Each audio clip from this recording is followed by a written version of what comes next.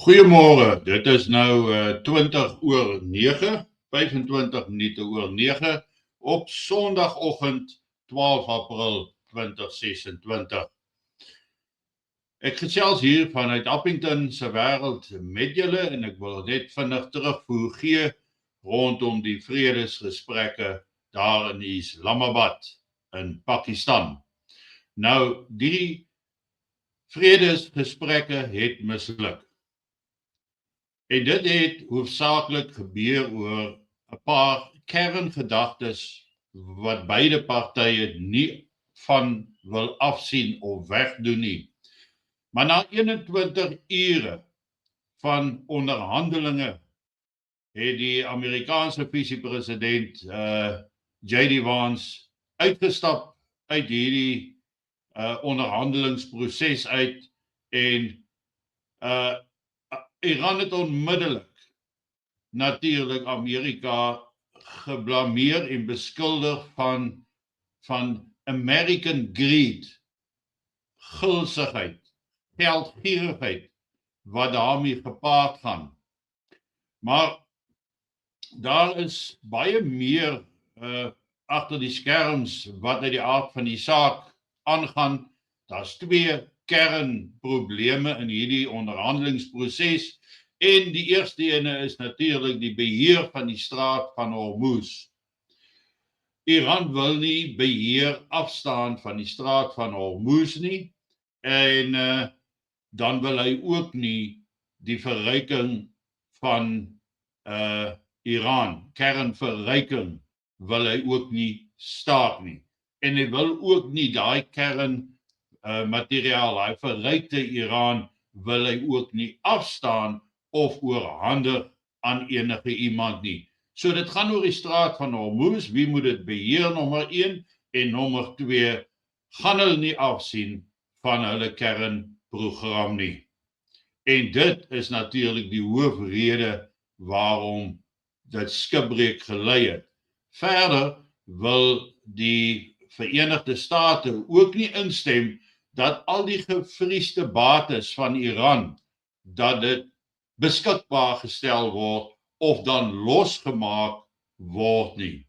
So na 21 uur van gesprekvoering het hulle niks verder gevorder nie. Wat egter wel nog duidelik is dat die skietstilstand is nog van toepassing, want die 14 dae is uit die aard van die saak nog nie verby nie. Dan sê Iran ook dat hulle is nog bereid om voort te gaan met onderhandelinge en dat dit nie onmoontlik is om wel tot 'n vergelyk te kom nie. En J.D. Vance het gesê later tydens 'n gesprek dat hy het die beste offer vir hulle op die tafel gesit en Iran kan nou besluit of hulle dit wil neem of nie. Maar niemand het 'n brug verbrand nie. Niemand het gesê ons praat nie verder nie, maar J.D. Vance het uitgestap en Air Force 2 het teruggetrek na Amerika toe. Ek dink die ou wat die meeste skade gelei het in hierdie gesprekke is natuurlik Pakistan self. Pakistan wou 'n baie groot naam vir homself maak in hierdie onderhandelingsproses.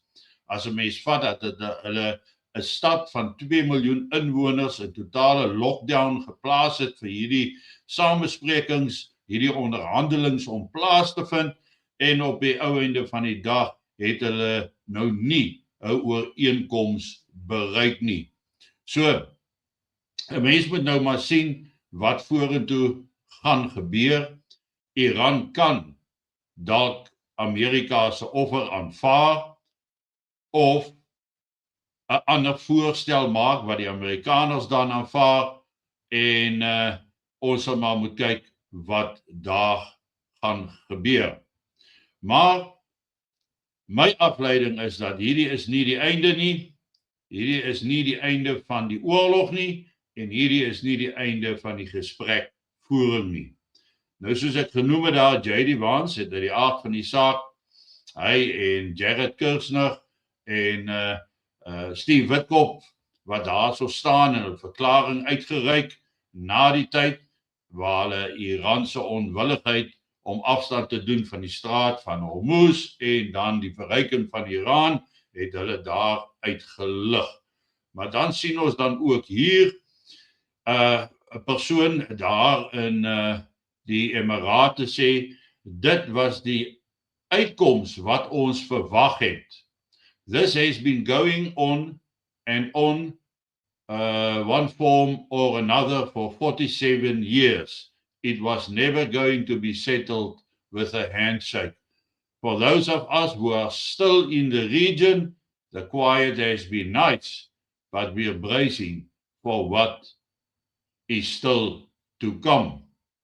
Dan sê Iran aan die ander kant, the American enemy, which is vile, wicked, and dishonest, attempted to achieve on the negotiation table what it could not achieve through war.